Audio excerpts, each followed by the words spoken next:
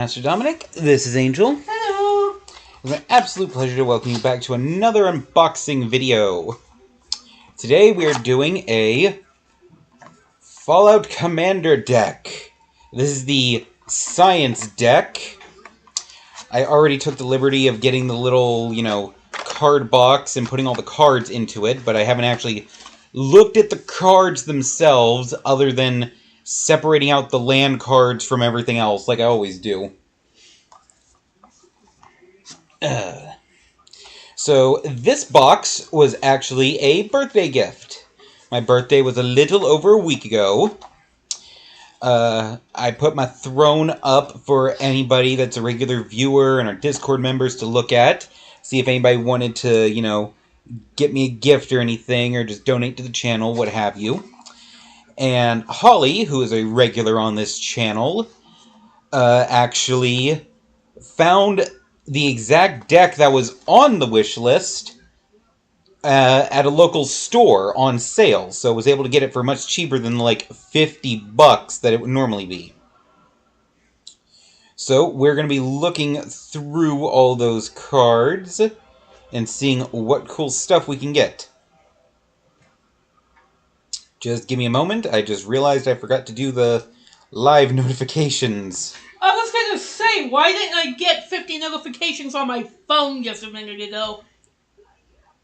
Yeah, so I'm going to go ahead and do one, and then, sweetie, could you please handle copy-pasting?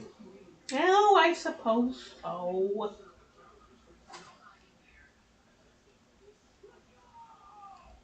As soon as I learn how to spell the word video.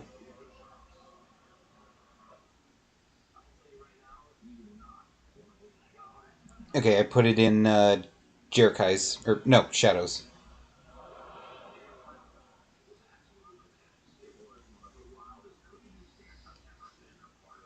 Okay.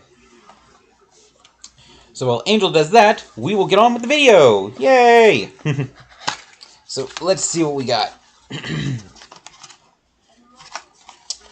Alright, so let's start by getting all the little extra cards and land cards out of the way. Yeah, they are right here at the bottom of the stack. Of course you would do the stream when I am in Nashville. Well, that is your fault for, going and doing all kinds of stuff. Talking about how tired you are from work and, you could just be home relaxing and doing Pacopia, but no, you decide to run off to Nashville for another concert. I can't hear you, but happy late birthday. Thank you, Holly.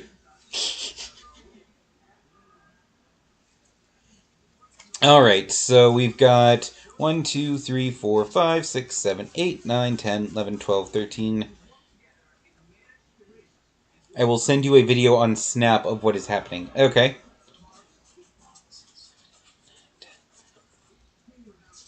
So, how long is she in Nashville for?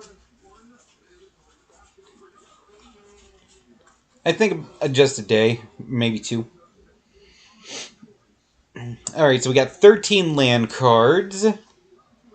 These are all actually really cool. They depict different Fallout locations from, I believe, Fallout 4. Yeah, I'm not sure, but I think that's Far Harbor or something akin to it.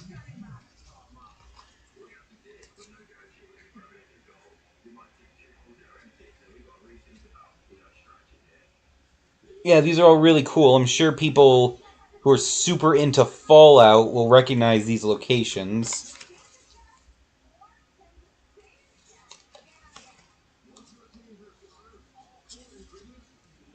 Got a mountain card that looks like a little pyramid.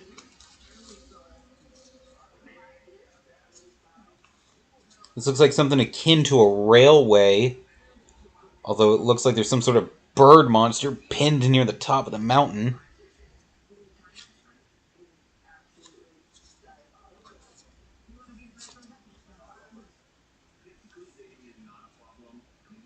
Yeah, this is definitely like the opening to Fallout 4 when you first step out of the vault. And then the nearby rail yard. And then these are just random miscellaneous cards they always include in these boxes. Okay. So don't gotta bother pricing those because the trade-in value for land cards is always about 5 cents a pop. So 13 times 5, that's 65 cents for those cards if I chuck them. This might be the rare occasion though where I'm not selling these cards just because they were a present. So I would keep them. I would only sell this if somebody goes on our throne and buys me another copy of this deck. In which case I would, sell the duplicates. But if I get any, extremely rare cards, I'd probably hang on to those and just add them to the birthday box. So, let's get on with the actual cards. So, first up, we got a Dr. Madison Lee.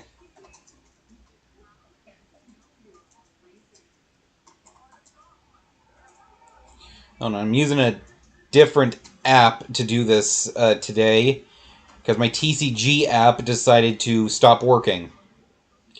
And it lost all my fucking lists.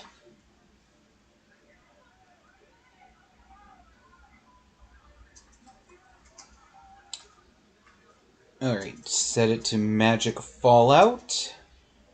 That is a very convenient system. And sort by price. So that way I can easily find the copy. Alright, let's see. Number 0003. Okay, good. There's only one copy. Worth 45 cents. Okay, not bad, not bad.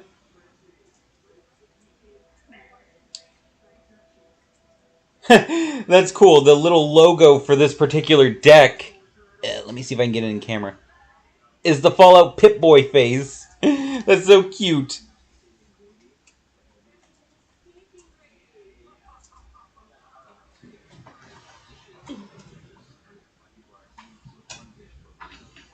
Okay.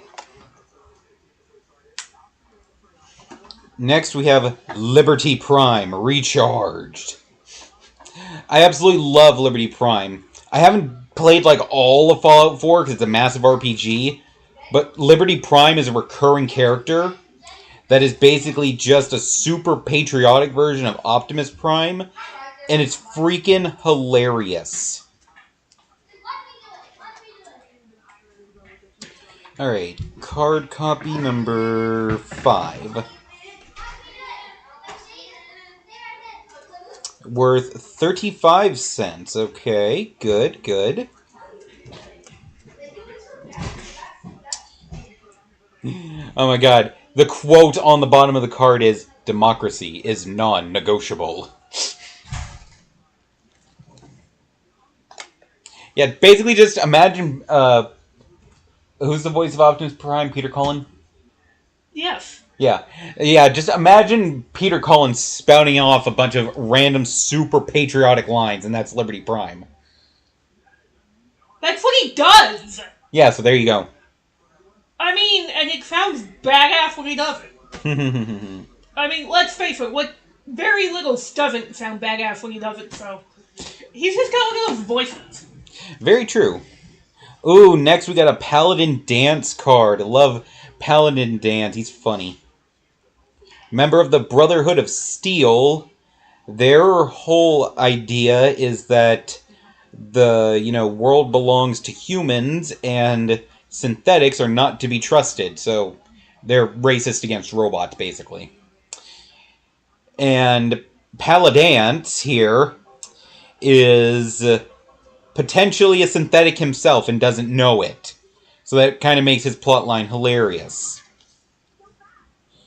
Ooh, this is a number 20. I don't believe this is a foil card.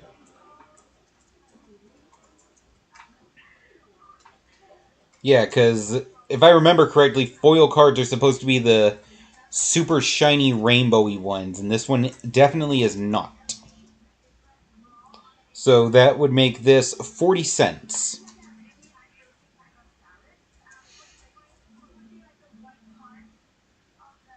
His quote is, "I need to be the example, not the exception." I wonder if that would be in reference to his potential of being a synthetic. Like, he figures it out and he decides, I'm so committed to this cause, I'm going to kill myself because I'm a synthetic.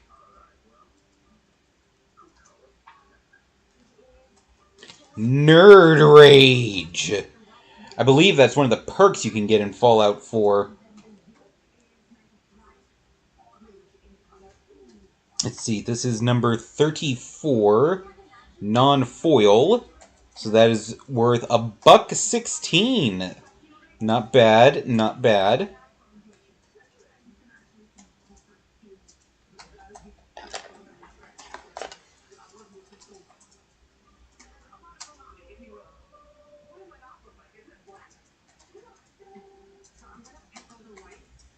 Let's see. Enchant creature. When Nerd Rage enters the battlefield, you will draw 2 cards.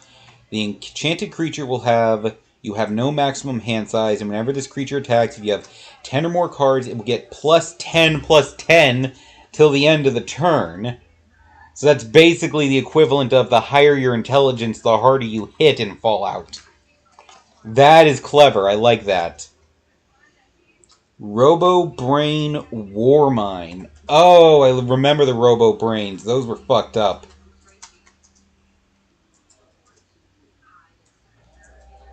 Human brains harvested and put into little jars in order to run robots. It's crazy shit.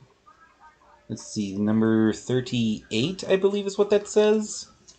Once again, a non-foil. So that is 28 cents. Ooh. No cute little quote on this one. And a lot to read, so I'm not gonna. But yeah, that's what it was. It had like a little trash can body, a jar on top of its head for the brain, then some tank treads, and usually a lot of fucking guns in the arms. A lot of fucking guns. Good lord, those tend to be hard to kill sometimes.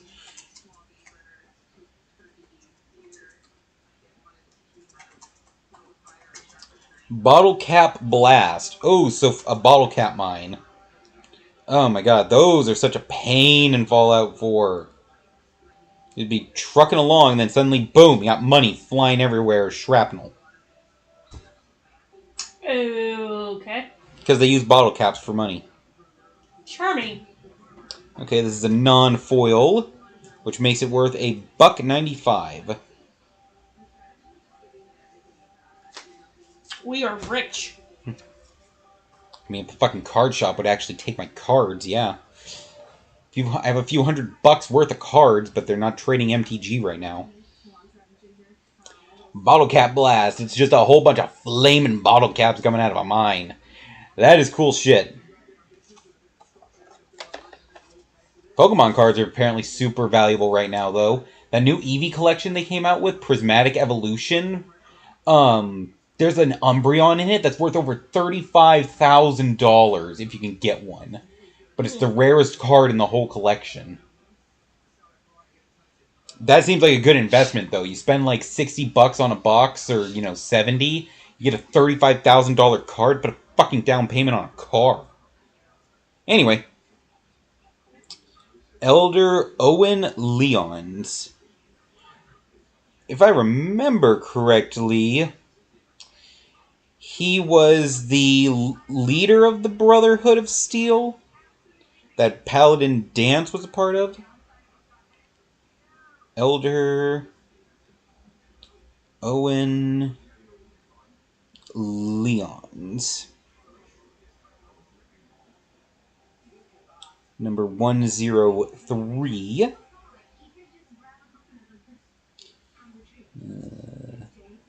Non-foil, so that is 27 cents.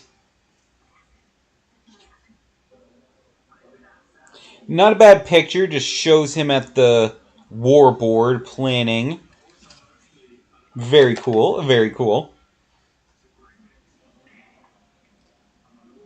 Behemoth of Volt 0? I don't know what that one's about. I didn't know there was a Vault 0.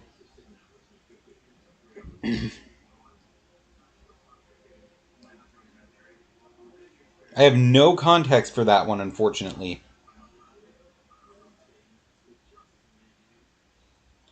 Let's see. 127 non-foil makes it 40 cents.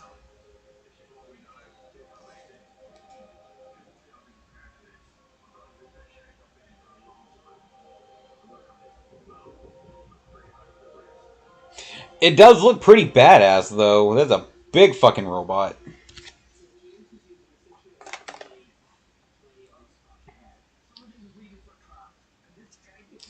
Okay, the next one is called Camp, but it's spelled like it's an acronym.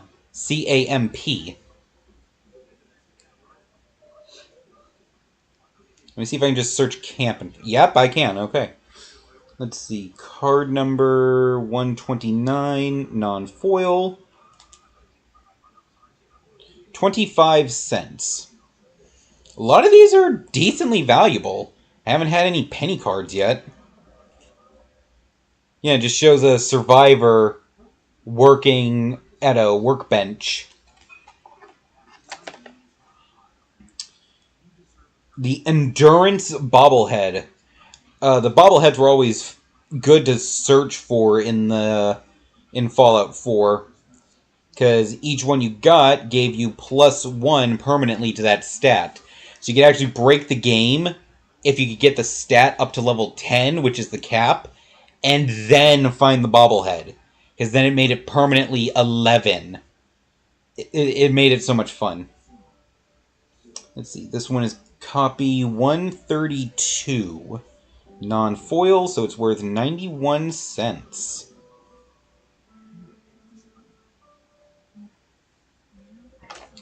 Very nice. Expert level safe. Oh, Jesus. The safe cracking. Oh, God.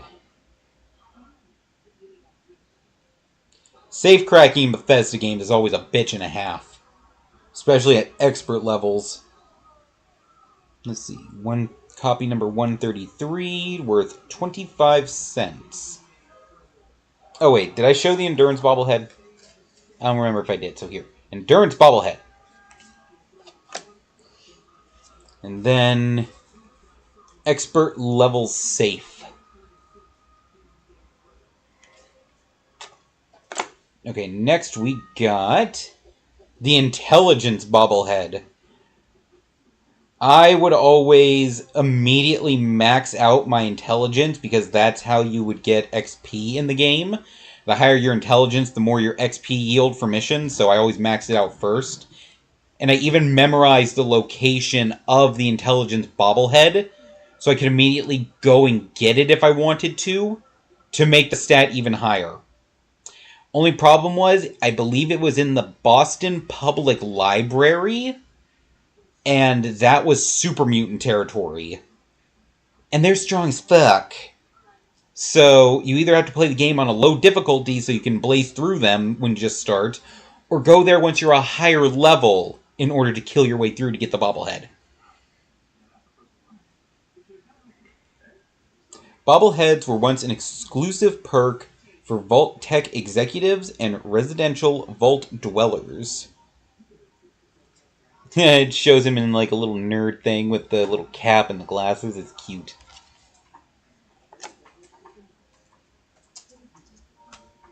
And I am dumb once again. I forgot to add the card. 134. Non-foil. Okay, so that is 92 cents. Sorry, I got tripped up there for a second. Apparently, Jesus Christ, grading some of these cards jacks their value up so much. A foil version of that card is worth $4.02, but if it's at least a grade 9, like if you get it professionally graded and it ranks a 9 out of 10, it's worth $195. That is insane to me. How grading can, like, make the value of a card like over 20 times value. Anyway, what do we got next? The Nuka-Cola vending machine. Nuka-Cola. I always wondered what Nuka-Cola would taste like. What do you guys think like a nuclear Dr. Pepper would taste like? That's basically what Nuka-Cola is. I don't even want to know. I would love to know.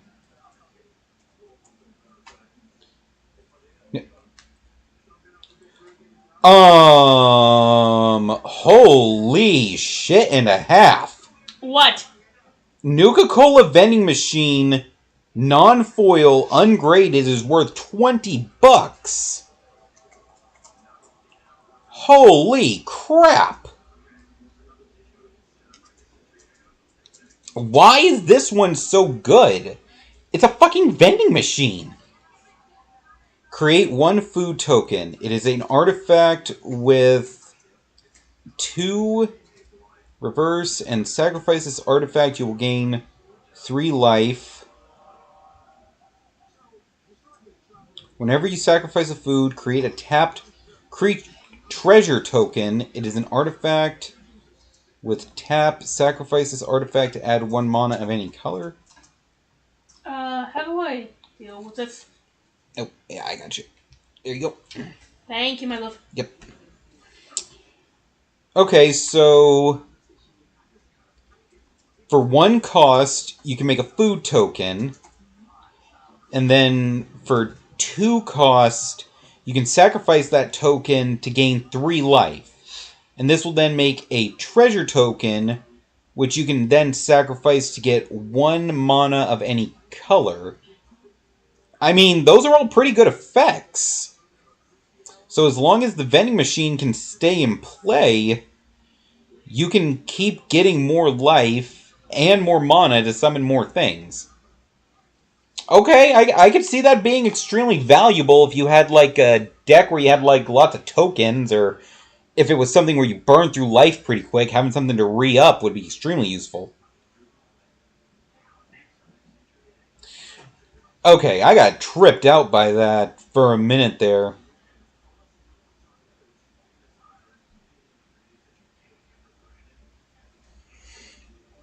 Okay, Crush Contraband.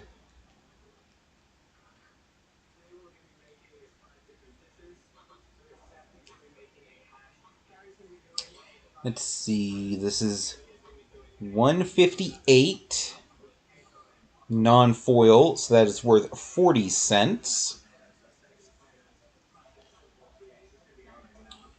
Choose one or both effects, exile a target artifact, exile a target enchantment. This tech is unworthy of preservation. Okay, so that seems like something that would fall under the Brotherhood of Steel's category.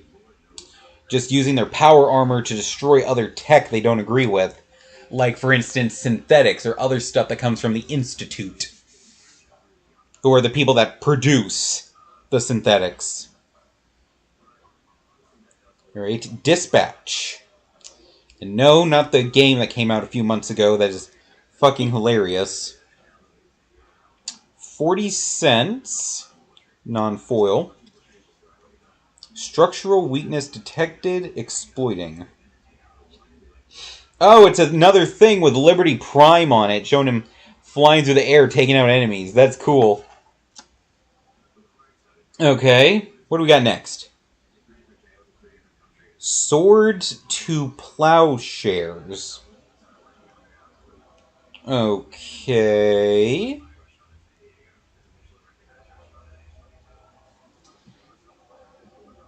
At the Voltec Agricultural Research Center, Mr. Handy robots were repurposed for farming and turning intruders into fertilizer. Okay, so swords to plowshares means they could have any kind of equipment to use for farming or for deterring intruders. Alright, this is a non-foil, so that means it is worth $1.59.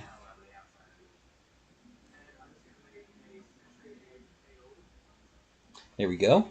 Yeah, and it shows a bunch of Mr. Handys working on a farm. Mr. Handy being a very popular butler-esque robot in the Fallout series. I was gonna say, wasn't he a butler in like one of the Fallout series where he's taking care of that guy's kid or whatever? Yeah, they're programmed to be able to do any form of housework with the various attachments you can get for them. You can get them shears for gardening. You can get them little dispensers or hands or stuff for, feeding, children. Scoops and knives and stuff for cooking. They can do pretty much anything as long as you buy the right parts. Okay. Yeah, so it was like a multi-tool, but you can use it for any part of the house, not just, for building or kitchen work or whatever. They can do anything. Cool. Yeah. Let's see. Glimmer of Genius.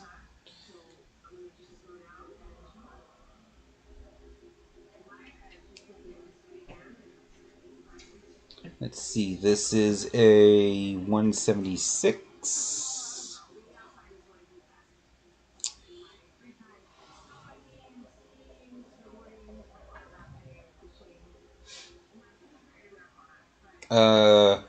Okay, for some reason it didn't go through. Hold on.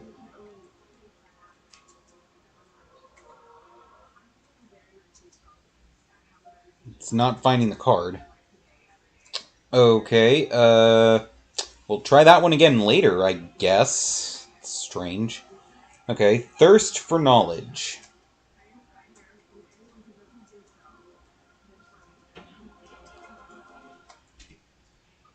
Okay, that one went through. Let's see, card number 180. Non-foil, so it's worth 30 cents. And just for the record, a grade 9 foil copy is worth 90 bucks. God, I need to see if there's a grader around here somewhere. Holy shit. Didn't GameStop say something about them being able to grade?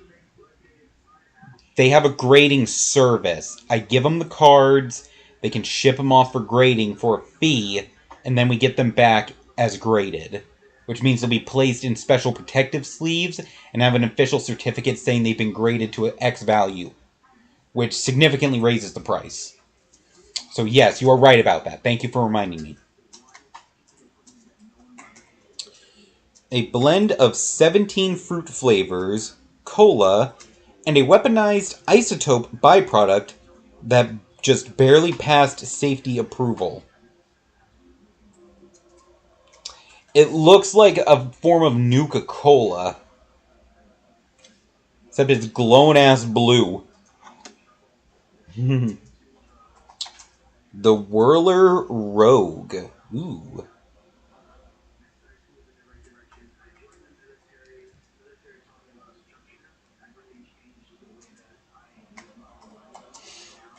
Let's see, number 181. Non-foil. That is 27 cents. Okay. No little quip on this one. It's just a dude with an energy gun and a couple of defense robots with him. Oh. Hello, Juice. That one cup of juice needs time to recollect the pieces from their computer exploding while I watch My Hero Academia with my buds. Oh, that sounds like fun, Juice. Glad you're having a good time. No one was hurt in the explosion. Yeah. Alright. Loyal Apprentice.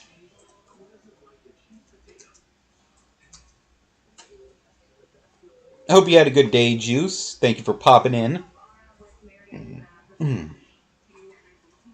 Let's see, 190. So that means this card is worth 40 cents.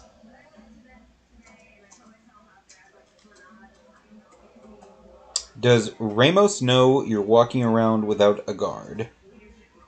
I don't get that reference, so it's either not from Fallout 4 or it's from a mission I didn't do.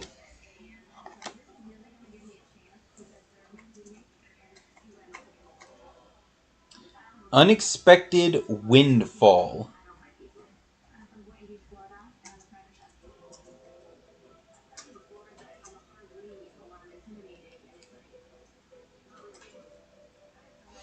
Okay. Let's see. 193 non-foil. Worth about $3. Okay, okay. Nice. Coming back later for you. Oh yeah, that is the cryo gun from the start of Fallout 4. It's in like a... It's either in an expert safe, or it's behind an expert lock, or something like a grade below that. So you're not supposed to be able to get it at the very start. The thing about that, though, there was a famous glitch in Fallout 4 around the start of the... around when it first came out, and I don't know if it's still in the game or not. It'd be hilarious if it was. Where if you take dog meat down into the vault after you get him, and use his fetch command while you're standing near the safe with the cryo gun, there's a possibility that he can fetch the cryo gun out of the safe without you having to unlock it. So you can get a high-grade weapon super early on in the game. And it was hilarious. I mean, just imagine shooting people with ice cubes, freezing them, and then being able to smash them with a melee weapon. That's fucking great.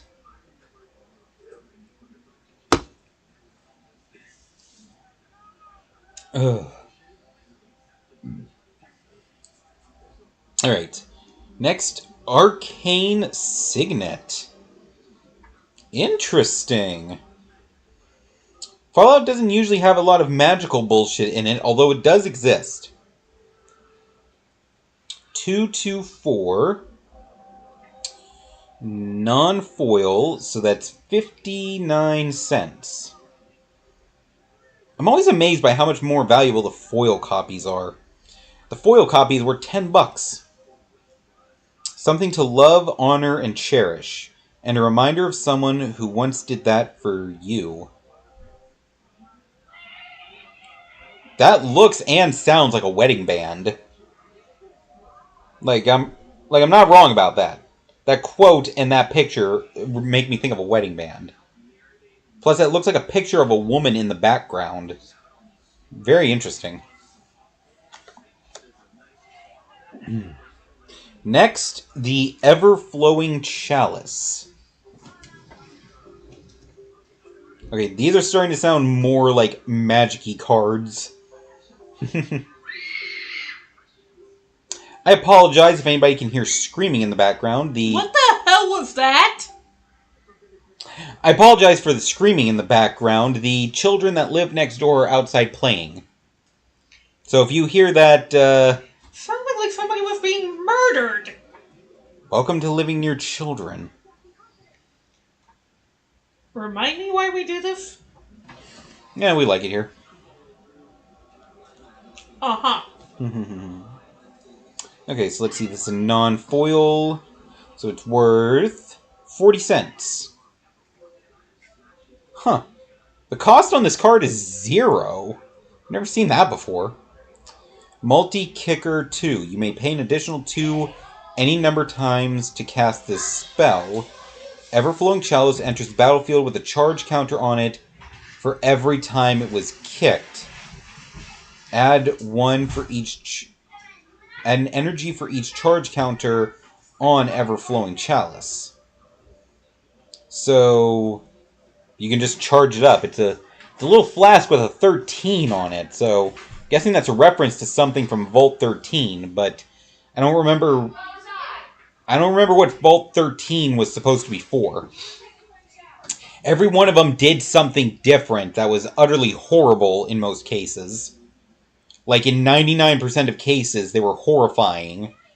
So, I don't know what number 13 would have been for. Let's see. Next up, we got Lightning Greaves.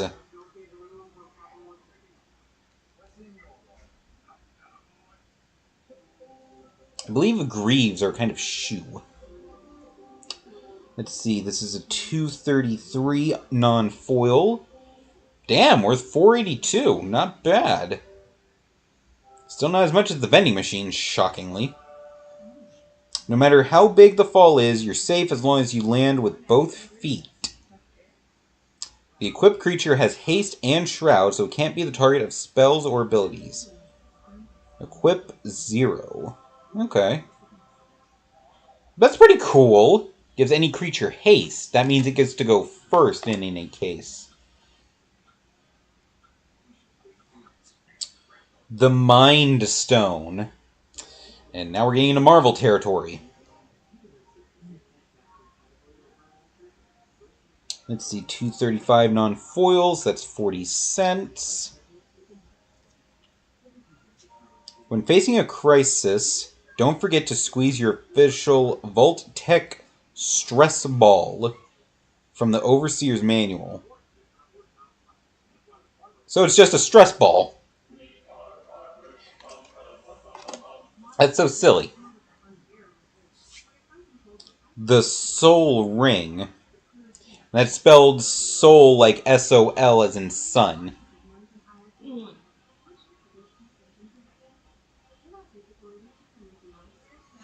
This is number 239 non-foil, so that's 201. Interesting. The Beveragiers were pleased by Project Cobalt. Not only did they discover new weaponizable isotopes, but a tasty beverage additive to boot. So yeah, apparently Nuka-Cola actually was nuclear. Since apparently they were adding isotopes to the drink mix. Talisman of Conviction.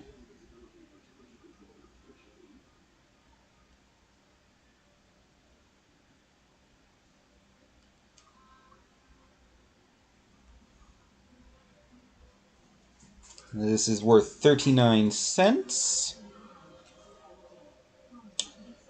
Grognak, Silver Shroud, Mantaman, Mistress of Mystery, the Inspector, the heroes united together to become the Unstoppables.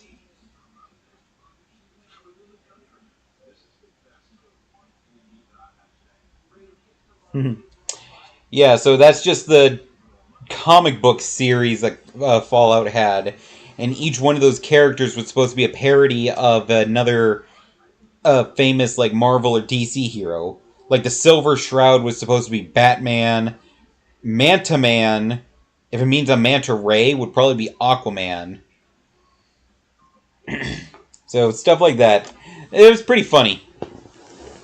There's actually a mission in Fallout 4 where you can cosplay as the Silver Shroud and do missions. And it's so fun choosing the Speak as the Shroud option. Just hearing him rattle off goofy, like, 50s superhero things.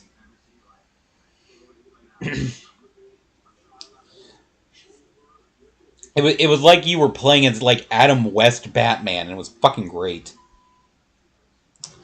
Let's see. Talisman of Creativity.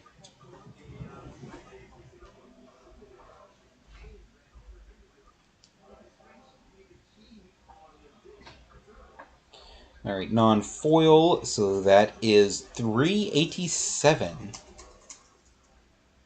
Science fiction? Not anymore. Now these tales are science fact.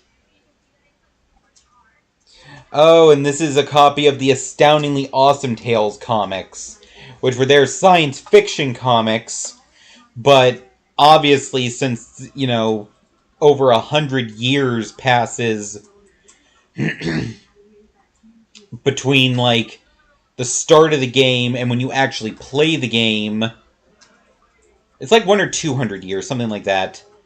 Science advances because of the Institute. So a lot of the science fiction shit from those comics becomes real. It's really funny. Talisman of Progress.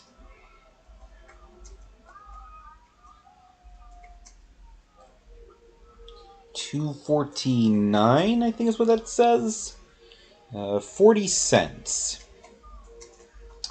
More sensation than science, these medical magazines only encouraged malpractice. Oh yeah, there were medical magazines you could find in the game that would alter your stats too. That's funny. The thought vessel. Looks just like a fucking computer. So by thought vessel, is it just like somebody's digital journal? Or are you reading somebody's diary? Because you really shouldn't do that. Let's see, 280. A window into the mind of someone you once knew.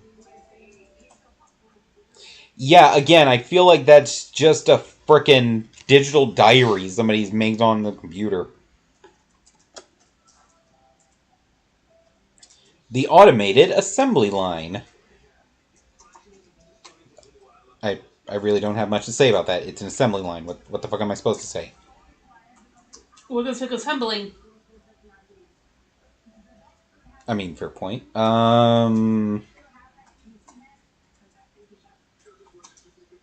Can't quite tell. Maybe robot parts? You wouldn't be afraid of... You needn't be afraid of me. It's my Securitrons that are going to kill you. Quote from Mr. House.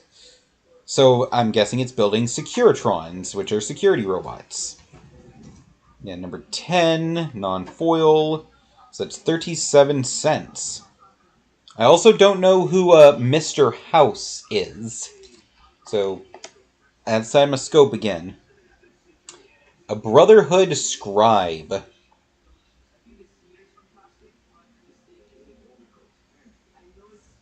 Yeah, so the Brotherhood of Steel went, like, full-on medieval when they were making their titles. Like, I'm sure you would have picked that up by now if you were paying attention. You know, we had Elder Owens, Paladin Dance, and now we have the Brotherhood Scribe. Let's see, this is 13, non-foil. So 19 cents.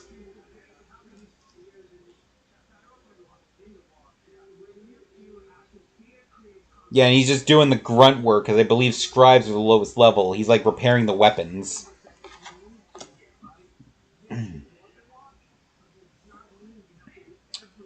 Over-encumbered. Oh, God. Over-encumbrance in the Fallout games. So annoying. Because it locks out your fast travel, because you're supposed to be too heavy. Let's see. Foil. Number 18, so that is worth 40 cents.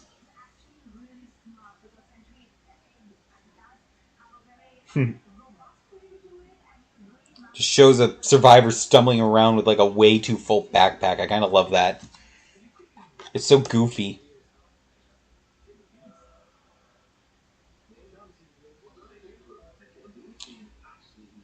Okay, the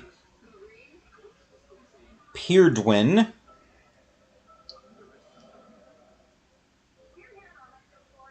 No, wait.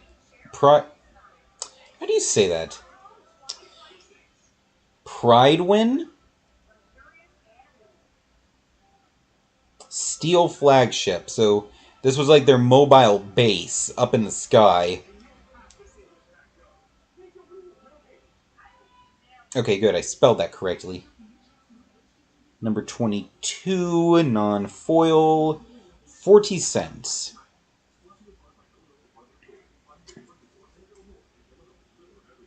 Yeah, just a giant-ass dirigible. Or, you know, blimp. For those that don't know what the hell a dirigible is. Basically like the hover carrier from Marvel. Sentry bots. Oh, lordy. One of the biggest pains in the ass to deal with in a Fallout game.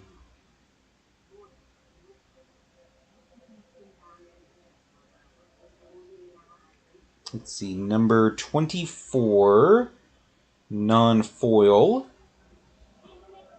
40 cents. Yeah, these are big old beefy bastards. Taking down one of those is a pain. Taking down, like, two or, one of those with other enemies around, God help you.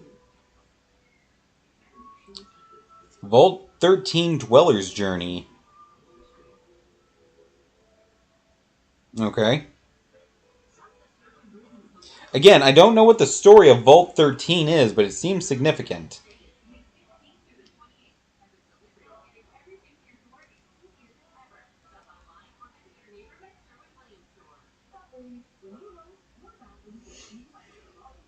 Let's see, number 26.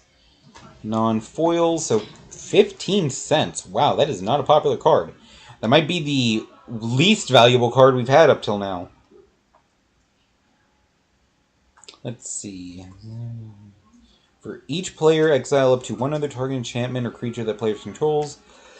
Until 13 leaves the battlefield, gain 2 life and scry 2, return 2 cards, exile with Vault 13 to the battlefield under the owner's control, and put the rest on the bottom of the owner's library. Yeah, I was seeing if I could get a hint as to what Vault 13 did from that, but I can't figure out shit.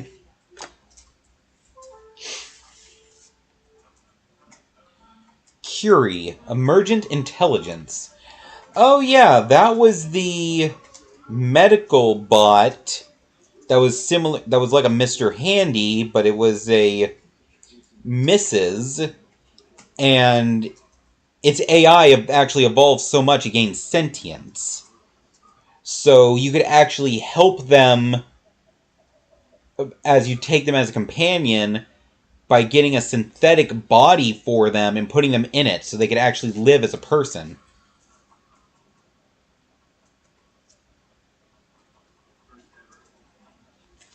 Alright, so let's see. Card number 30, non-foil. 32 cents. Yeah, see, they look just like a Mr. Handy, except they're painted pure white because they're supposed to be a medical unit.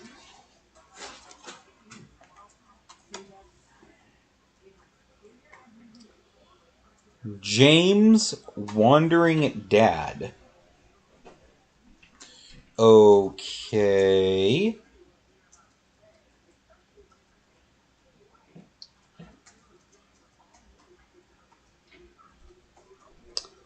Number 31, non-foil, $1.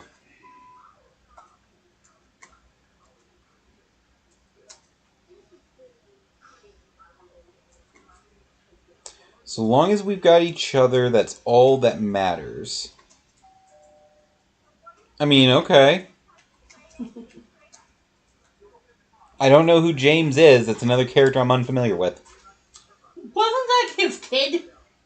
No, his kid's name was Sean. Wait, wasn't that the dad's name? No, the dad is named whatever the fuck you choose. Oh, okay. Yeah, because that's your character. Or, well... No, actually, the name changes for whichever one you're not playing as. If it was a female, they'd always be named Nora. What the fuck was the dad's name in Fallout 4 then if you played as a female character? Was it James? Shit, I can't remember now. Oh, Nick Valentine. He's a good one. Nick Valentine, Private Eye. Nick is a synthetic whose processors have been damaged, so he's no longer loyal to the Institute. He actually likes humans, so he became a private eye in order to help them, solve crimes and protect them. And so he leaves parts of himself purposefully damaged to show that he's a synthetic, but he also dresses up like a private eye with, like, a trench coat and a bowler hat, and he talks like a, 50s style, detective. It's so wonderful. The quote on it is, "Your case is my top concern."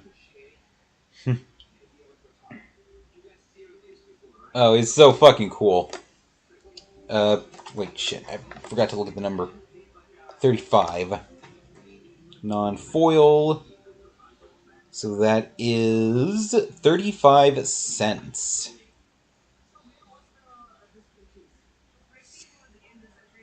Synth Infiltrator.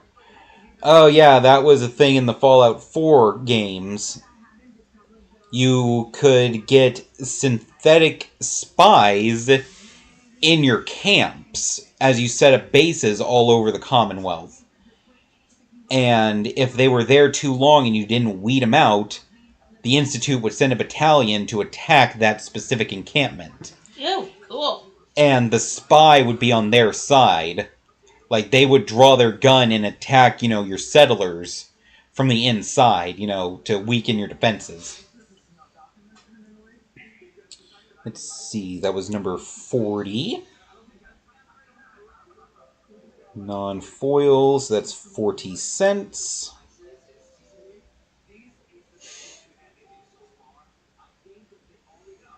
Yeah, a lot of the times when you would have a synth infiltrator in a camp, a lot of people would try to reload a save from before the attack and just try to remember which one was the spy and take him out early. Of course, the only way you ever know if somebody is a spy, if they're a synth, is after you kill them and go to loot the body, they will have synth parts in their inventory. An Assaultron Dominator. The Assaultrons being one of the most badass and destructive robots in the Fallout series. Let's see, that is 40 cents. Yeah, see, this particular model, giant face laser and 2 flaming swords for arms. Like, Jesus fucking Christ, how much more overkill do you need?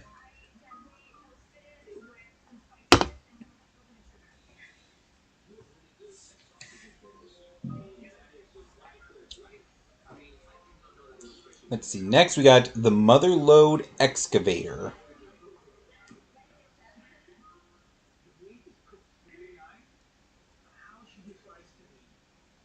Another thing I am unfamiliar with, worth 35 cents. Looks cool though, giant ass drill machine, that's awesome. Let's see, the Plasma Caster. Seriously, we keep bouncing back and forth between stuff that sounds sciencey and stuff that sounds magical as shit. Let's see, number 64. Yeah, 40 cents, okay.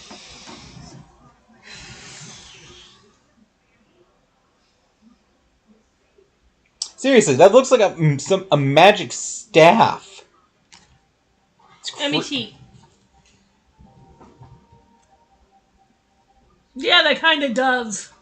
Yeah, so it makes me wonder which game it's from and what the hell it could actually do. I don't know. I don't know anything about the Fallout games. Let's see, a Synth Eradicator.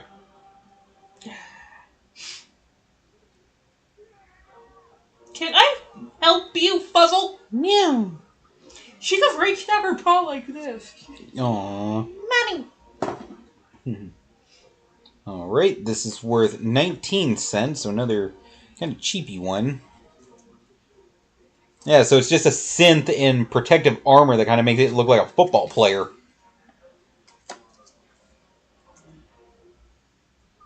Arcade Ganon.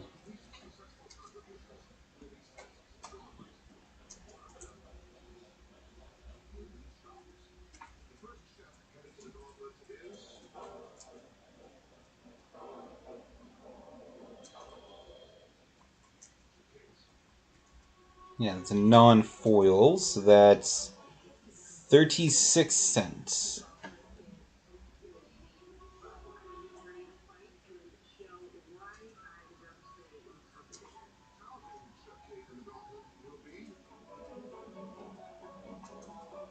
Yeah, again, I don't know this character, who Arcade Ganon is.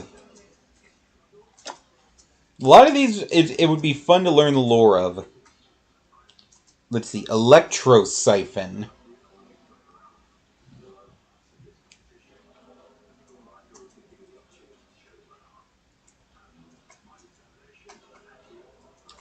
$0.40. I calculate your chance of success to be... Well, I don't want to be morbid. That's funny, and just shows one of those robo brains from before, like, soaking up a lot of electricity. The Red Death Shipwrecker. That has to be from the Far Harbor DLC, because that looks like a sea monster.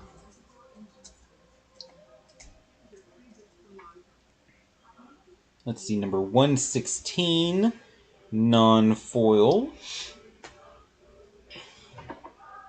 42¢.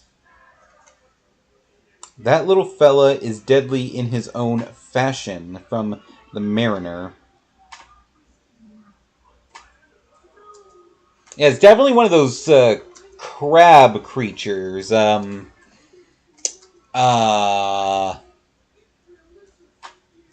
I can't remember what they were called. Like Murkalocs or something like that? They're basically just mutant crabs. They were the size of a person. Yeah, it just says crab mutant. Rex the Cyberhound. Okay. Robo Puppy.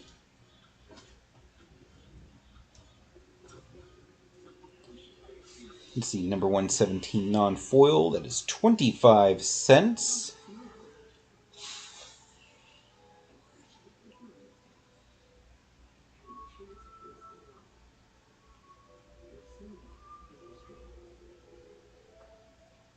Yeah, that's so cool. It's a dog, but it has, like, cybernetic enhancements to its head and body.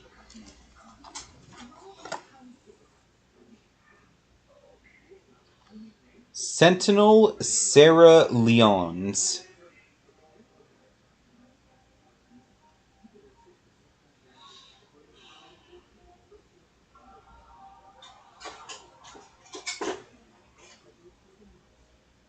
Let's see, 118 non-foil, so that is 30¢. Yeah, another member of the Brotherhood of Steel right there. Sean, the father of the synthetics.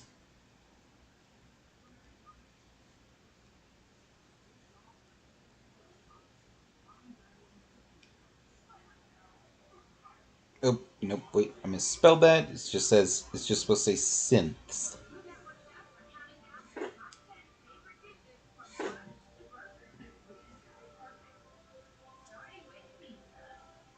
Number 119, yep, there we go, 40¢.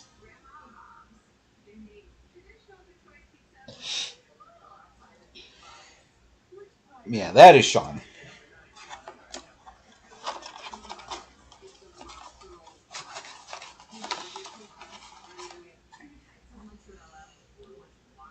Vault 112, the Sadistic Simulation. Oh, Lord, I remember that one. I believe that was in Fallout 3. I never played it, but that one is infamous. An AI was supposed to be in charge of keeping all the people in the simulation happy while they were in stasis, while they waited for things to calm down out in the outside world. However, the AI got annoyed with having to take care of humanity and bored, and so it started torturing them. And then, to keep them from, rebelling, or, from him running out of things to do, he would just reset their memories and reset the days. So it's like an evil version of Groundhog Day. Just fucking with them in any way possible just to see what would happen.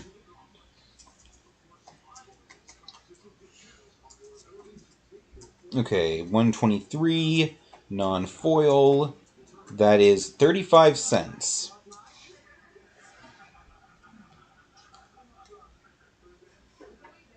Yeah, and that's an image of one of the people in the pod and what they're seeing in their personal section of the simulation. Oh my god. Bird.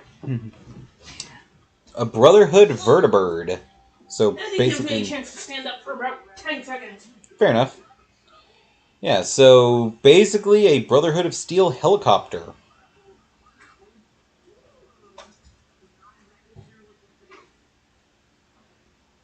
Let's see, that's a non-foil, so that is 66 cents. Ooh, we're rich. As tough as the armored troops that it carries. Yeah, you say that while it's on fucking fire. Great. The T-45 Power Armor. Power Armor being a very important thing in the Fallout series. Basically just turns anybody who puts it on into like a early version of Iron Man. Like the one that he has at the start of the movie. You know, that he made in the cave. Let's see, this is number 145. 40 cents, okay.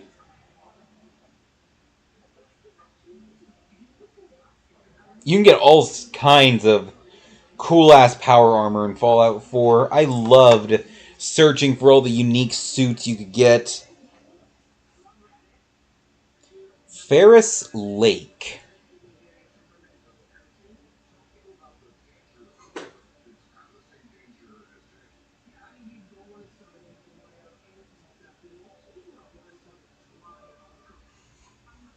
Even before it was a super mutant camp, the water treatment plant was used for all sorts of questionable experiments.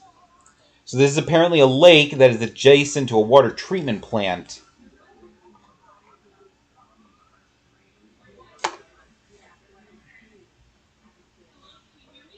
Helios 1.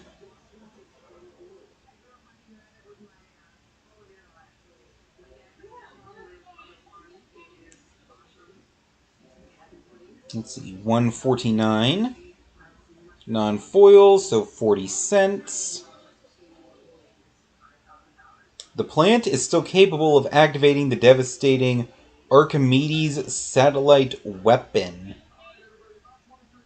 Jesus, so I guess it was some sort of plant that plant is in like a facility, not a plant like a plant, that could control a like death satellite, because that's a giant ass beam coming from the sky and wiping out a fuck ton of people.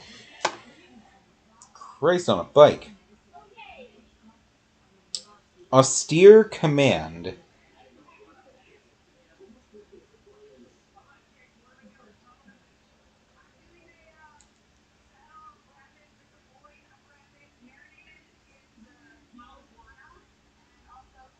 Let's see.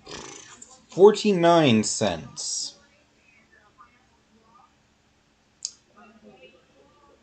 Choose two effects. Destroy all artifacts. Destroy all enchantments. Destroy all creatures with a mana value of 3 or less. Destroy all creatures with a mana value of 4 or more. Jesus. So just kill everything, huh? Yeah, the picture is a bunch of Fallout bobbleheads melting in the sun. Lord have mercy.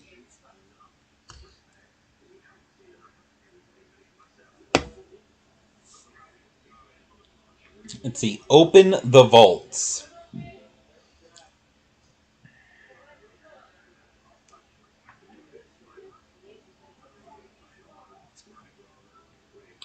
$168, non-foil, 40 cents.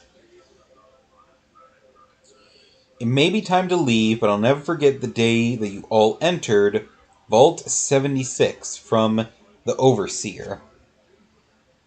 Yeah, so for reference, the Overseer is the person in charge of their specific vault.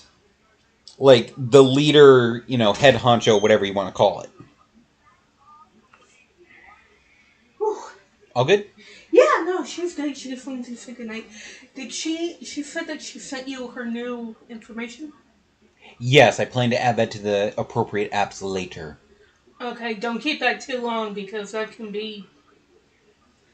Yeah, fair enough. Okay, I just wanted to make sure because she said, she asked me if you had mentioned it, and I was just like, no, and I was like, he kind of had a crazy day, so...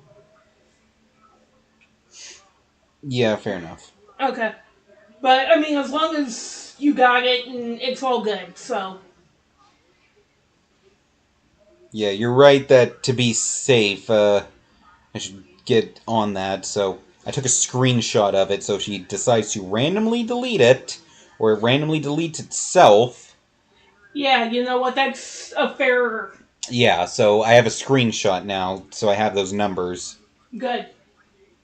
Okay, so back to the cards. Mechanized production.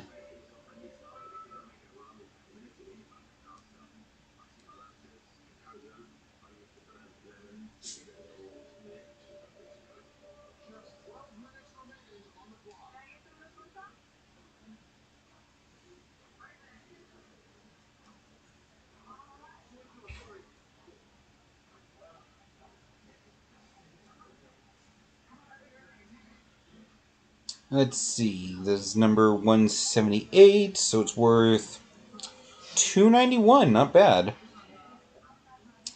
At the onset of the Great War, Nuka-Cola's best minds were reassigned to weapons development. And it shows a bunch of, like, rats or something raiding cases of Nuka-Cola.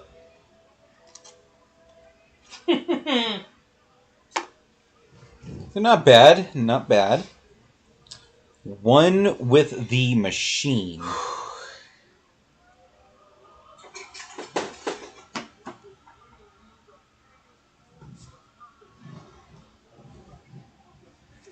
Let's see, 179 on foil, so that is 37 cents. Synthkind welcomes you as long as you welcome us. Oh yeah, I remember this guy. He was, he's from the Far Harbor DLC, if I remember correctly. I believe he was basically supposed to be Nick Valentine's best friend, or brother or something like that. I mean, brother technically, since, synths. They're synthetic. But Nick didn't recognize him when they met up again because synths only have so much memory since they're robots. So the longer Nick lives, the more of his past he'll forget because his old memories will be deleted to make new memories. His, I'm just gonna say friend, because I'm not sure, found a way around this, though. Since they're robots and their memories are digital, he could take chunks of his memory out and download them onto hard drives. So if he ever needed to remember something, he could just check the appropriate drive from the time period when he would have that memory. So, he could avoid losing chunks of his past by just pulling them out of his head and putting them elsewhere. He basically described it as having amnesia. Any memories that he didn't feel were terribly important, he would store aside. So if they did become important later, he could double check them. Anyway, Wake the Past.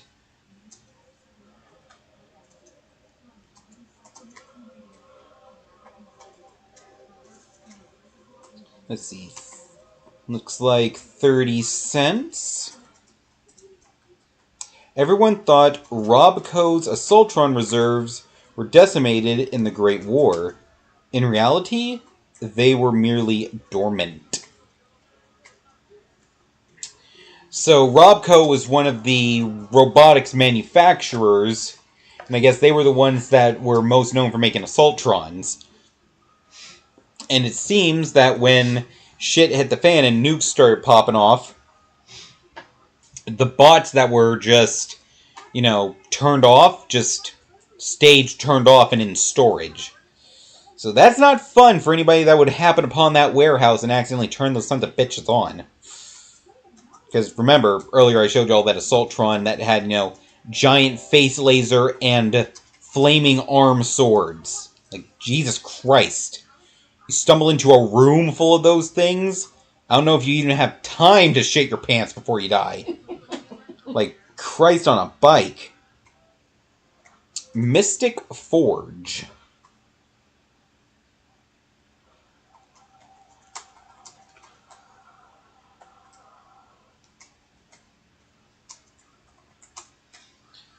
Okay, this is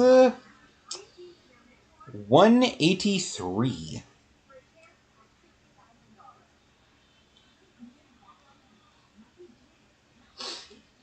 Yeah, it just looks like a regular ass workbench.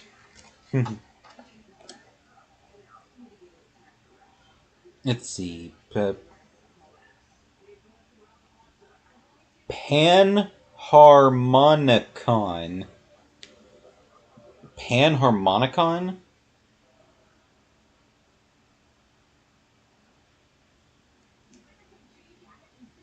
Guy, look, it's pouring there. I've never seen this. This is weird. Let's see, 237. Okay, so it's worth 672. Why are you so valuable? The difference between surviving and living is joy. If an artifact or creature entering the battlefield causes a triggered ability of a permanent that you control to trigger, that ability will trigger an additional time. Ooh, that can be really good. Being able to double play an ability for something, depending on what that thing is, it could really fucking hit. Okay, fair. Solemn Simulacrum. Oh, I don't know if I showed the card. Panharmonicon. It looks just like a harmonica to me. Let's see.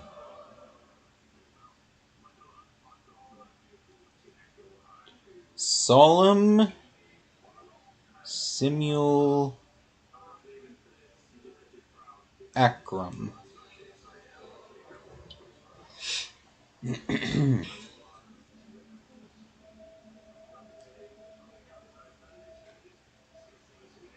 Let's see. 40 cents.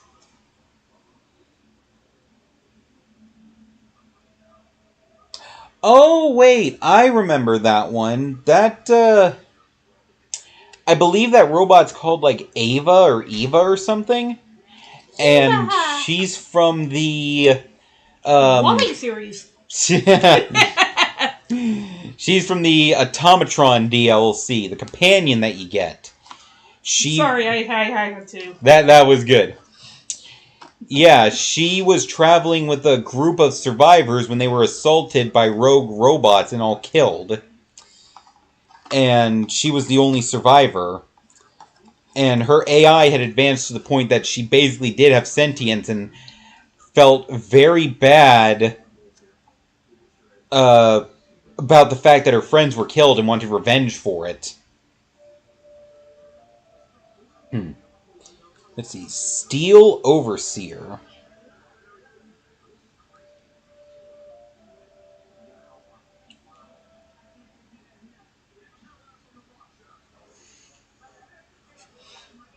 Let's see. 45 cents.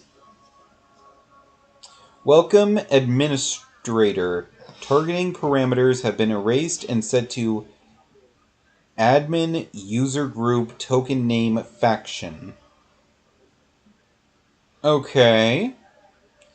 So, I guess based on that description, it's a Vault Overseer that was a robot, and you could set them to take care of whichever faction in the game you would want. Clifftop Retreat.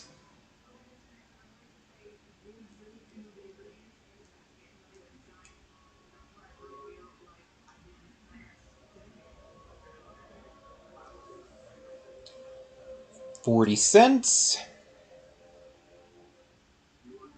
I mean, that's an impressive view. Having a nice camp set up on a cliff overlooking a field like that. Yeah, that's an okay view. Yeah, nice little camping spot. The Exotic Orchard.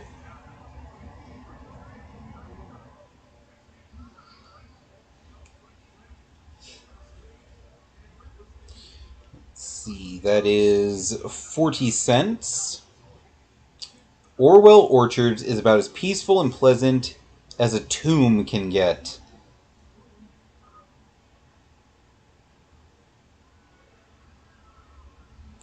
Yeah, so it's supposed to look just dilapidated and almost peaceful, but you can't really see it on the camera, but like way in the background in the forest, you can see a few shapes that look like ghouls is stumbling around.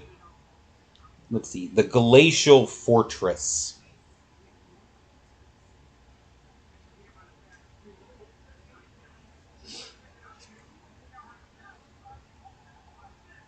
$0.40. Considered the greatest battle in history, Operation Anchorage showcased the effectiveness of the winterized T-51B power armor. Okay, well, there are no icy regions like that in Fallout 4, so I'm guessing that's from a different game.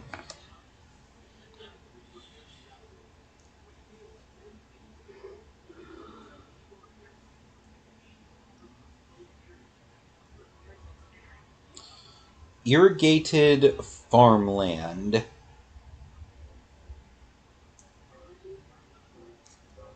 Sure, there are prettier farms in the Commonwealth, but none of them know how to grow tar berries like we do.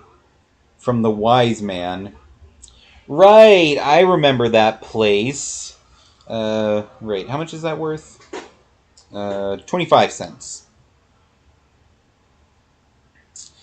Yeah, tar berries are a type of like produce that only grows in swampy territory. You need standing water to grow them. So this particular settlement figured out actually how to farm them in a non-swamp area by using an old spa resort as their base, because they had a very large in-ground swimming pool. So they were able to fill up just the first few feet of the pool. So it was like ankle to waist, or not ankle, knee to waist deep water. And then get the tar berries to grow, because they could actually go through the water and like mess with them like you would other plants, but without the risks of being in a fucking swamp with all the predatory animals running around and shit like that.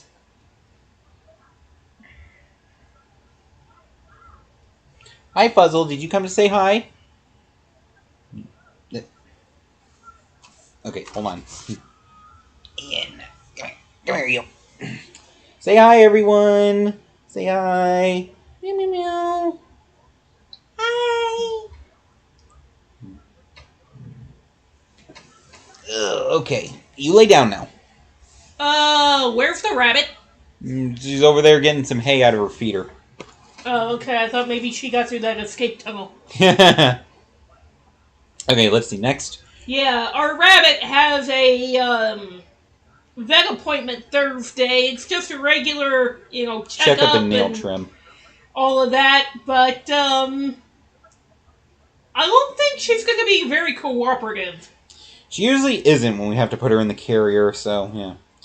Prairie Stream, worth 33 was cents. So much better at that. Hunting mirelurks, selling their eggs. It's not much, but it's honest work for a raider. Mirelurks, that was the name of the crab monsters, yeah.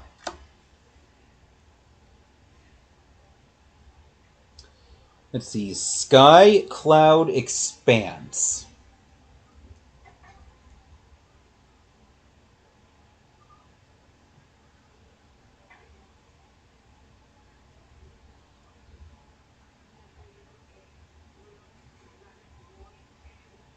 Oh, I misspelled cloud. I accidentally hit the K.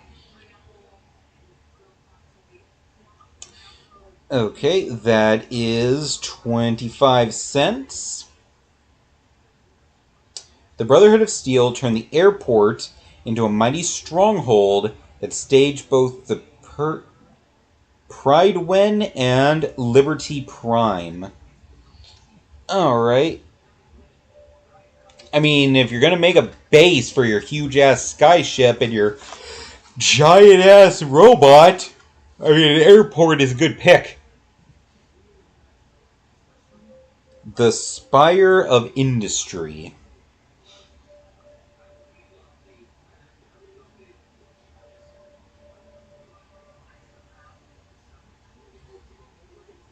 Number 293, that's worth 29 cents.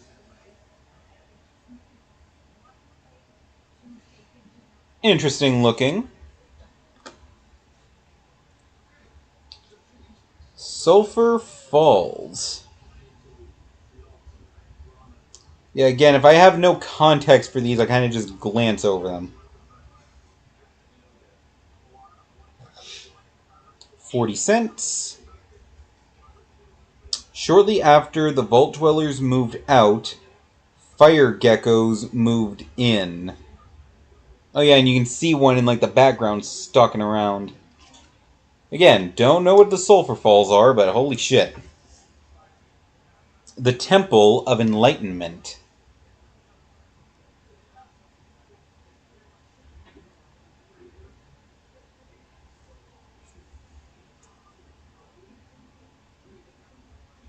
$0.28. Once a symbol of national pride, now used only for target practice.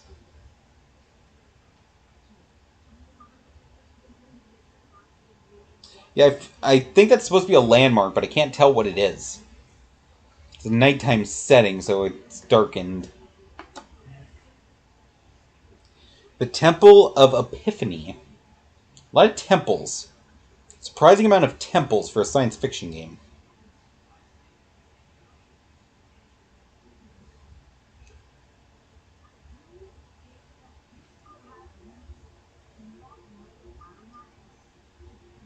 $0.25. The Institute's FEV experiments failed. Only Sean's DNA made organic synths possible. For context, the FEV was the Forced Evolutionary Virus, which was used to turn people into super mutants. They were meant to be like the next wave of humanity. The forced evolution that occurred was meant to make them more powerful so they could live in the wasteland, which succeeded. Super mutants are all huge as fuck, like 8 or 9 foot tall at least, beefy as hell to the point that they could pick up a car by themselves, completely radiation proof, but the drawback is most of them are dumb as a sack of bricks, and that's being generous. And on top of that, the evolutionary virus also sterilizes them. So they can't exactly be the next wave of humanity, considering they'd be the last wave of humanity if they were, since they can't reproduce, other than by taking humans and infecting them with the virus. And they're too stupid to understand that they can't reproduce.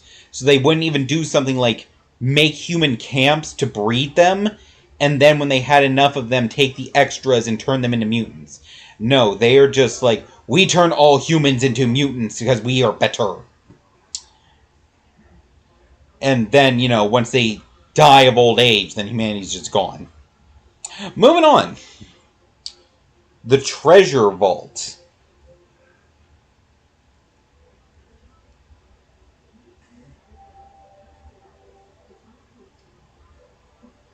Let's see, that is $1.53. The vault of the Sierra Madre Hotel and Casino contains a fortune in gold and a tragic tale.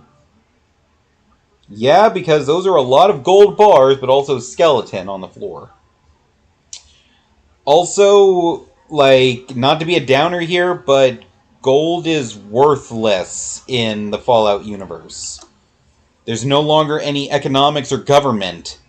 So, any and all money, like, prior to the war, is worthless. They use fucking bottle caps as currency.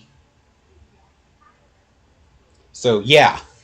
That's, that kind of sucks for, whoever thought, hey, all this gold is going to be super valuable.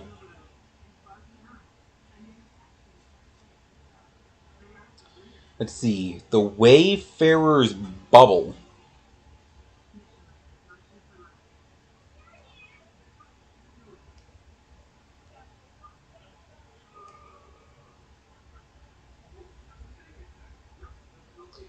That is 40 cents.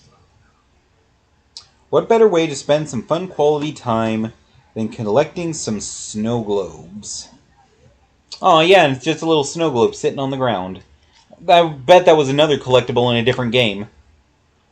Because it certainly wasn't one in number 4.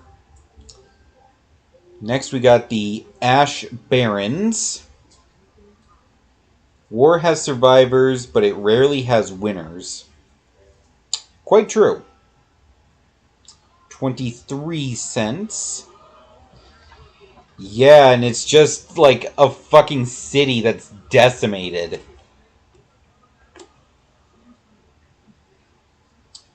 The Buried Ruin.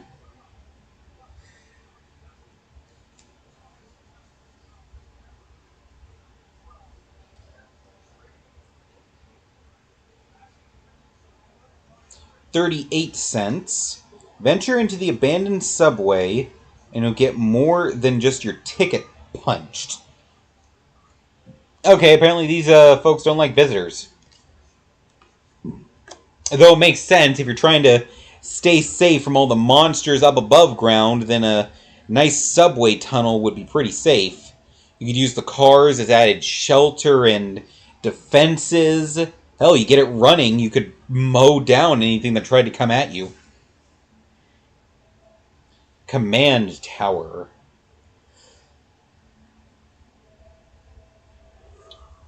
Hmm.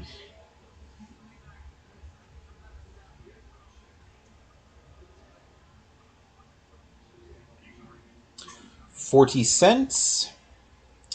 New Vegas is more than a city. It's the remedy to mankind's derailment. Quote from Mr. House. Okay, so apparently this Mr. House character is from Fallout New Vegas. Let's see. Evolving Wilds.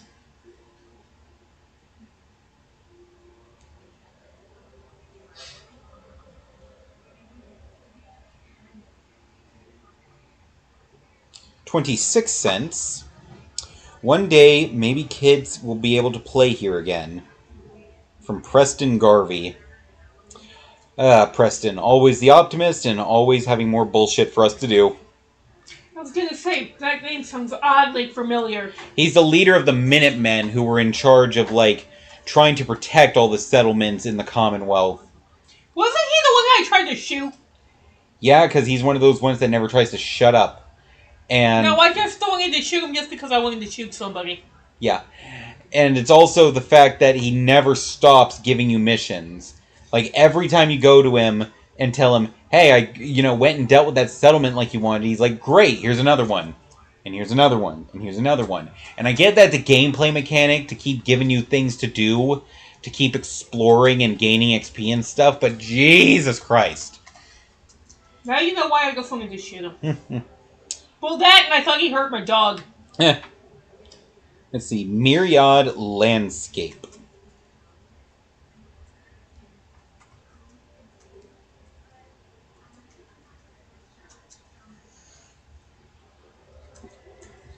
$0.40. Looks very interesting. Kind of looks like a church way off in the background.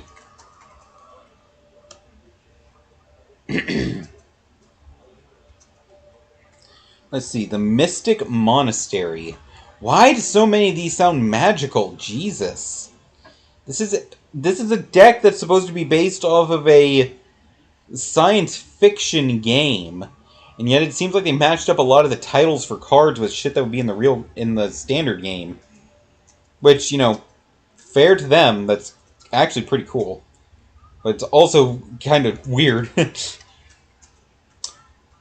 Hey, come see me at the top of the world when you get a chance. I've got something for you, and I pinky swear that I won't kill you. From Rose, the robotic raider. That's like trying to trust patches. Yeah, right? No, fuck that. Yeah, come see me at the top of this super tall building, and I swear I won't throw you off the top of it. Again, are we all just getting patches vibes here? Or Right. is it just me? Let's see, next we got the Path of Ancestry.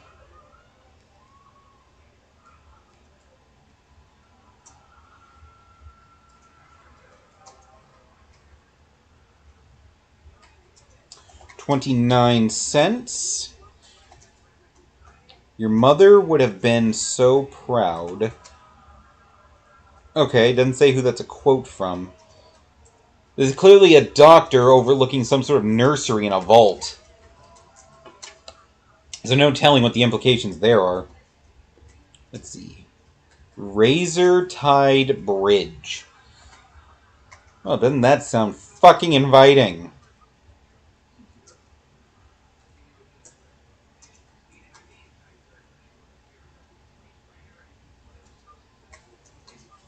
$0.30.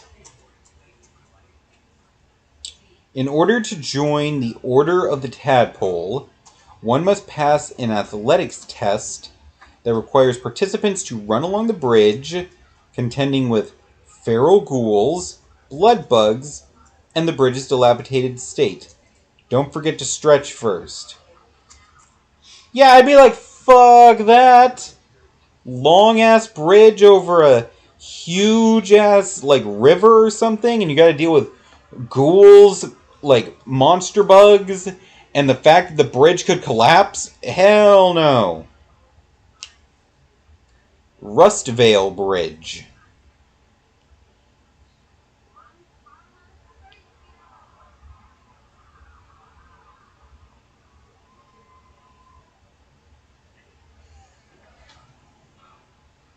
$0.40. The Institute, it's important. It really is humanity's best hope for the future, no matter what those above ground might think of us. Quote from Father, who is the leader of the Institute.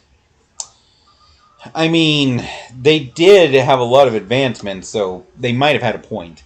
It's a matter of perspective.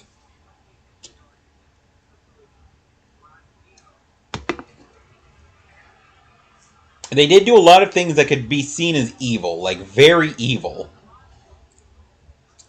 But they did it for good purposes. They were genuinely trying to help humanity, so there's a lot to, unpack there. Silver Bluff Bridge.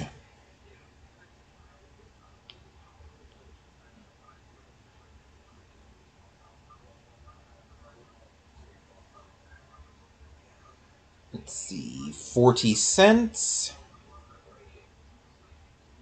A good way to avoid getting your feet wet and irradiated, as long as you're willing to contend with raiders, scavengers, and super mutants.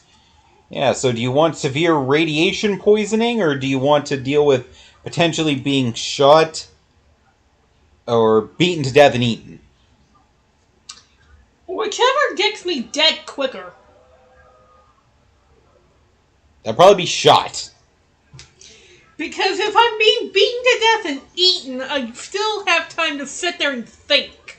Yeah, depending on which they decide to do first. Exactly.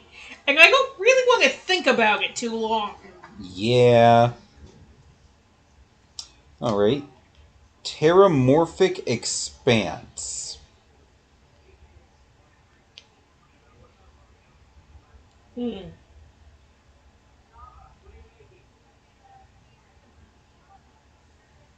A new civilization was built bit by bit from the scrap of the old one. Let's see, worth 25 cents. Yeah, it looks like a shipping yard, except somebody's used the crane to move a bunch of the shipping containers to reshape the stacks into almost building-like structures. Kind of like they were building an apartment complex from the shipping containers by, stacking them one on top of the other, so it's like, the opening to the container is the front door. Which, honestly, that's not a bad idea. Dutch's Wayward Tavern Keep. Okay. Interesting. This is a full art card, so it may be worth a bit more than normal. Dutch's Wayward Tavern Keep.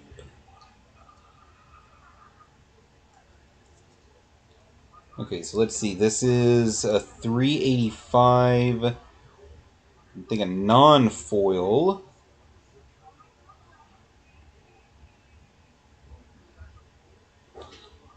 Only 31 cents.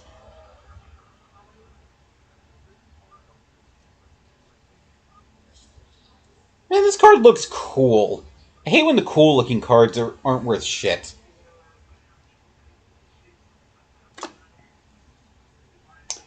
Armory Paladin. Ooh, this card looks interesting. It's actually made to look like a kind of a screen from the game.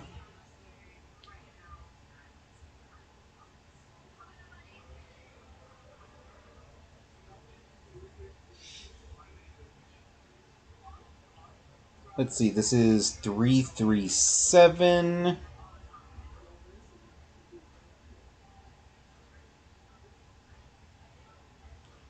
Let's see, non-foil, so 90 cents. Not bad.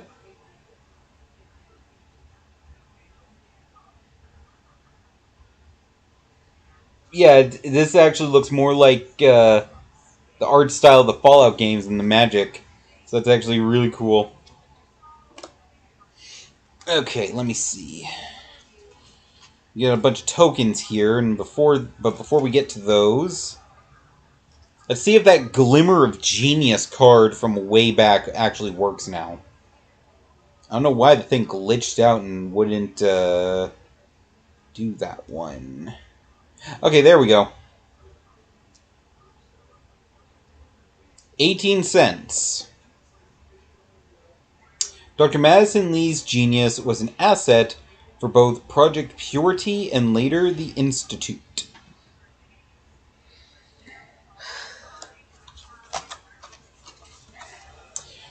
Alright, now we got, let's see, we got token cards.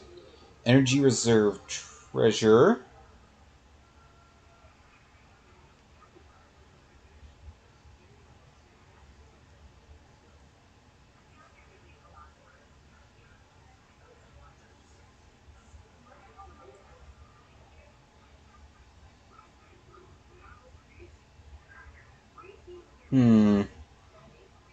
Okay, hold on. Let me try just Energy Reserve.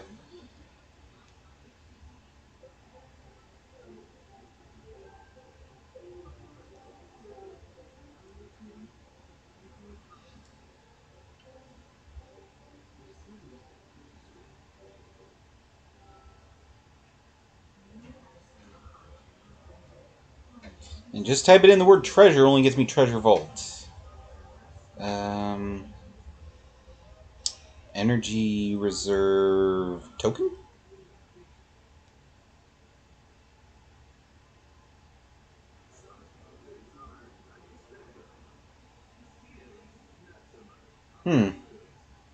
Okay, I can't find this card. Huh. Oh, wait. Oh, wait, that's not a... Oh, okay. Hold on. You put in the wrong thing? I'm wondering. Hold on. Treasure Token.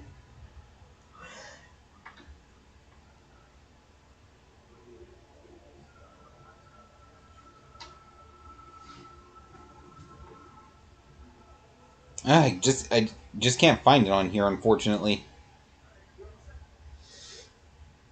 Alright, so I guess I'll just have to set that one aside for now as an unknown. Let me see. Do I have any more of those?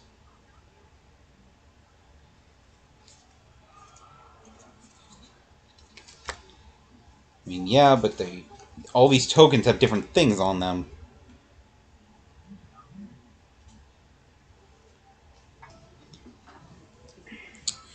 Let me see if I can find any of these others. I'm going to try one or two more, and if it doesn't work out...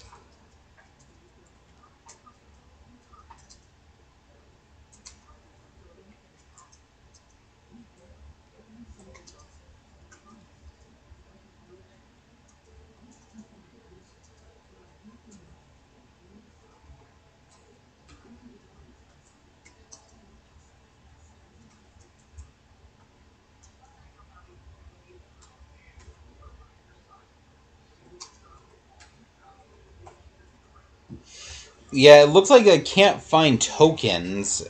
I guess that can be confusing because, like, a lot of token cards are dual-sided.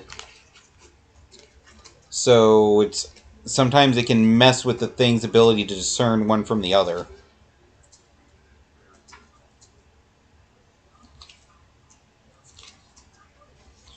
Alright. And, okay, shit, okay. So I guess I'll skip all the token cards for now. I have to find a way to price those on a different app later.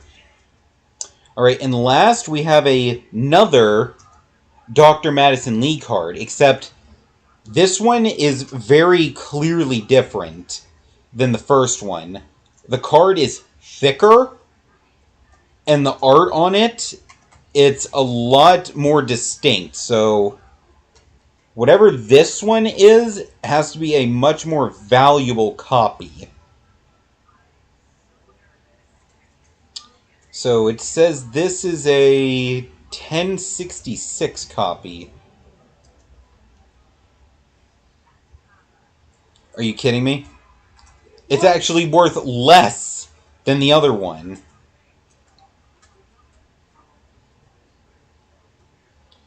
I thought this was going to be more valuable because, I mean, look at this. It's shiny as hell. So I thought it was going to be like a super rare foil copy or something.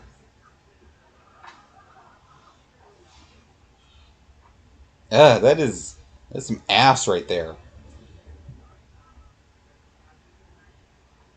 So it looks like the most valuable card out of that pull was the Nuka-Cola vending machine card at like $20. So let's see.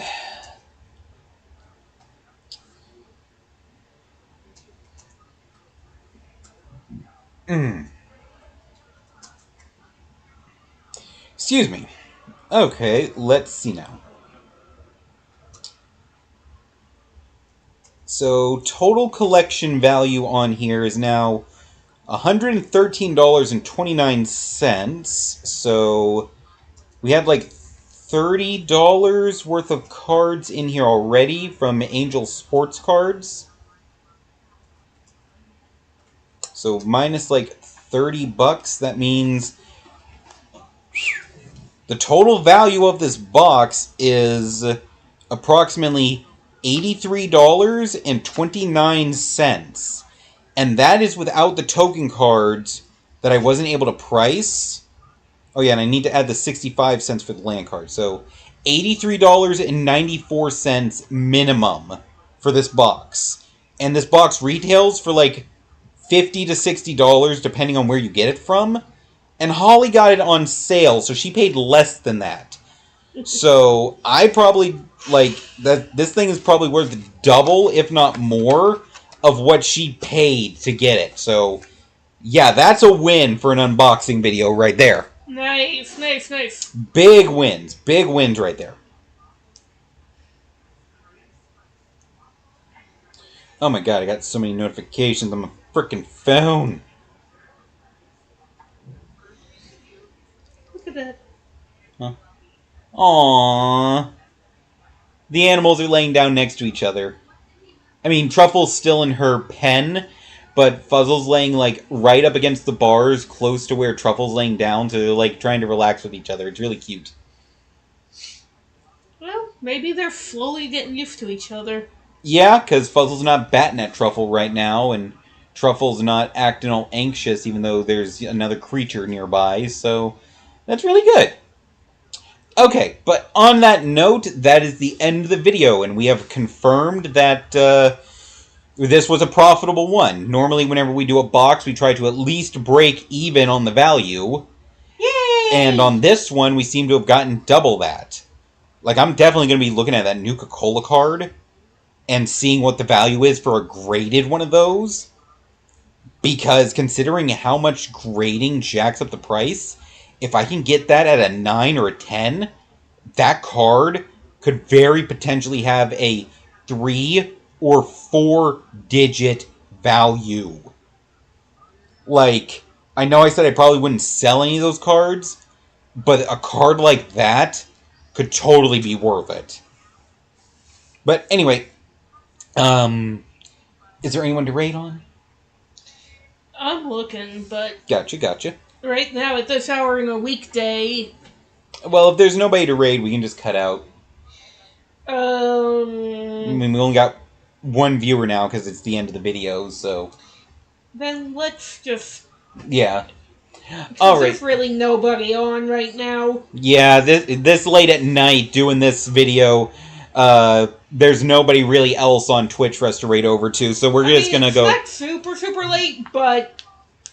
Yeah. I mean, it was a weekday. It's a weekday. Everybody's got work, you know. So we're going to go ahead and call it there. So thank you all so much for watching. We had an awesome time and hope you did too.